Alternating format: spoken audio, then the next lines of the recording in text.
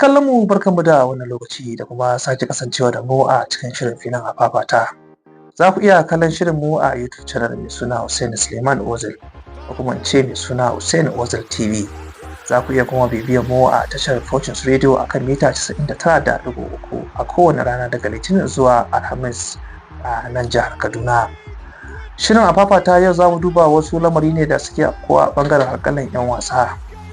Sunana Hussein Suleiman Lere tare da Ibrahim Hamza. To barkanmu da wannan lokaci. Barka da haka. To Ibrahim, za mu duba wasu lamurka ne da suka yi kasancewa a wannan bangaren harkalin 'yan wasa, yadda ake wasu rahotanni suka bayyana cewar wato tsohon kocin kungiyar kwallon kafa ta Liverpool Join Club, kungiyar kwallon kafa ta Real Madrid tana tattaunawa akan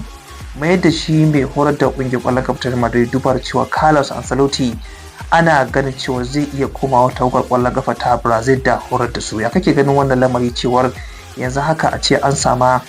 kungiyar kwallon kafa ta Real Madrid ta dauko shahararren mai horarwa club wanda ya taka muhimmiyar rawa a Borussia Dortmund da kuma kungiyar kwallon kafa ta Liverpool? Duba da wannan mai horarwan gaskiya yayi kwazo, nuna kwazon shi da yake kungiyar ta Liverpool, wanda ya nuna yayi kokari ne daban-daban. Kaga yana tun yana kungiya ta Mainz yayi kokari shi, inda yayi kokari da sai kuma Borussia Dortmund suka ga kokarin shi, kungiyar ta Borussia Dortmund suka kokari suka kawo shi nan kungiyar su, inda da yazo wannan kungiyar sai da kai su final na wato na zakarin turai da ake kira Champions League, sai da kai su wannan gasar ta suka zai final. Daga Liverpool ta ganshi shekara 2015 ta ce to tunda wannan mai horarwa masu kwazon shi bari ya zo kungiyar su, inda ya zo Liverpool kuma ya ci musu gasar da kofin da sun dade ba su ci ba, wato Premier League ya ci musu kofin da kuma ya ci musu kofin zakarin turai. Ka kenan wannan mai horarwa ya nuna bazantan shi wanda zai iya kenan. Kawo kuma ya yi kokari wanda duk duniya sun san wannan mai horarwa ba wai kan wallasa bane, mai horarwa ne wanda ya san me yake. sai sa yanzu ma da ya ce ma bari ya dan wani hutu kadan, ba da ya je ce hutu ma sai suka ce a'a bari ka zo kai taimaka da wani aiki a nan wurin, kuma dai yana aikin shi shine har yanzu Madrid ma suka ga to bari mu ga tunda mai horon Madrid shi ma na tare zai tafi, to bari mu kawo wannan club mu ga me zai yi kokari a nan kungiya ta Madrid. sai sa Madrid suka ga bari su fara zauce shi tun yanzu kafin ta kungiya ma su hango shi. A so bayan da aka duba cewa shi Carlos Ancelotti a tuntuna dama ana tunanin cewa magoya bayan Madrid din wasu suna ganin cewa sun gaji da Carlos Ancelotti a wannan kungiyar kwallon kafa ta Real Madrid din. An ga hango kuma cewar Carlos Ancelotti har yanzu dai shine coach din da ya kafa tarihi sosai a kungiyar, amma kuma salon kwallon shi da yake har yanzu irin na 'yan da ne, ba sabon salo kamar yadda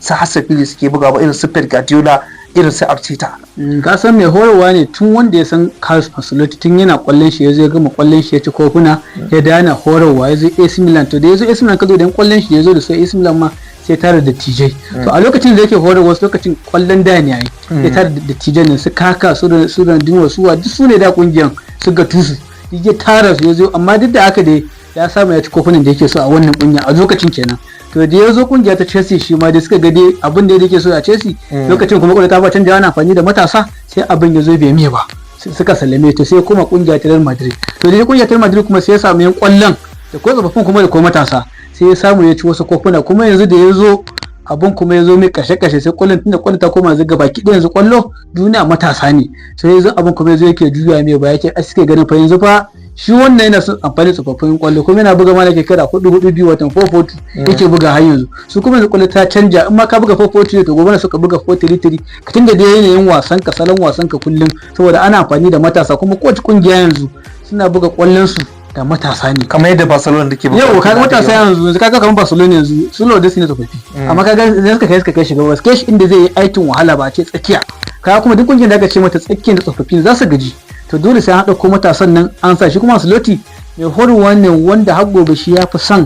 tsofaffi akan matasa, kuma yanzu gaskiya kwallo ba za ta yi ba sai da matasan nan. To idan muka duba a labari na gaba, dan wasan Manchester United da kuma kasar Portugal Bruno Fernandes mai shekaru 30, ana ganin cewa kungiyar kwallon kafa ta Madrid ya shiga cikin lissafin su da take son ta dauki dan wasa a ciki, bayan Martin Zubamendi dan wasan kungiyar kwallon kafa ta Real Sociedad. An hango kungiyar kwallon kafa ta Real Madrid ta yi hub da wannan dan wasa lamba biyun kungiyar kwallon kafa ta Liverpool da kasar Ingila Alexander Arnold. To kana ganin cewa yadda kungiyar kwallon kafa ta Madrid ta shiga ta fita ta dauko wannan Alexander din dan wasan Liverpool a kyauta, kuma yanzu dai Bruno Fernandes ana raɗin cewar fa Madrid din za ta bada fan miliyan 90 domin ta dauki wannan dan wasan. Duba da sun ga yanayin kwallon, ka san Bruno Fernandes dan kwallo ne wanda ke kwallo da zuciya da kishin kungiyar da yake buga. Zaka ga dan kwallo ne kamar bai gajiya ma, saboda menene yana kwallo da kishi, kuma Madrid suna neman irin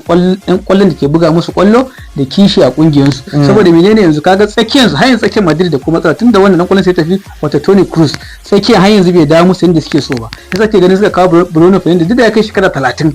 amma suna ganin lalle zai da kuma amfanin da zai zo musu a wani kungiya. Suna amfani da menene kishin da yake da shi ka zo su kashe wannan kungiya ta Real Madrid ya danne musu wannan matsalar da suke fuskanta da tsaki sai suke zawarcin shi, ba wani abu ne ba. To idan muka kare da batun kuma wato kungiyar kwallon kafa ta Real Betis ta kasar Andalus, abin mamaki kuma wanda ba abin mamaki ba, wato Isco dan wasan kungiyar kwallon kafa ta Real Betis din ya ce ba za su yi karon kuɗi dan ganin cewa sun tsawaita yarjejeniyar dan wasan Manchester United wato Anthony da ke zaman aro a wannan kungiyar. Ba kalla kokarin da shi Anthony yake a wannan kaka tun daga watan Janairu da ya zo wannan kungiyar, kaga yadda tun da ya shigo da kafar dama a kowane wasa idan bai ci kwallo ba zai bada taimako na assist, kuma ka duba wato man of the match da yake karba a kowane irin wasa. Ya kake ganin cewa wanda kungiyar kwallon kafa ta Real Betis ta ce za ta yi karo da yan wasa da kungiyar domin su tsawaita yarjejeniyar zaman shi Anthony ya ƙara zama a wannan kungiyar? Duba da su Real Betis suka ga wannan kokarin da yake yi, kaga tunda Anthony ya zo na Real Betis yana cin kyaututtuka ma, ka kenan bai samu dama ba kungiyar da ya baro.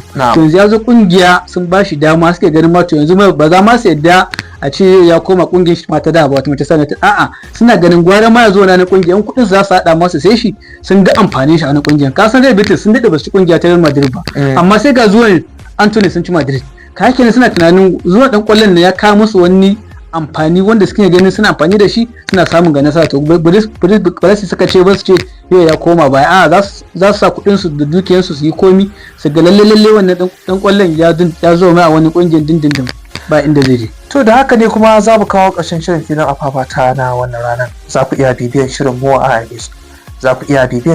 a YouTube channel mai suna Hussein Ozar TV, ko kuma a Fortunes Radio a talabijin a rediyo akan mita 99.3 a nan jihar Kaduna. Sunana Hussein Suleiman Dare tare da Ibrahim Hamza muke cewa a huta lafiya.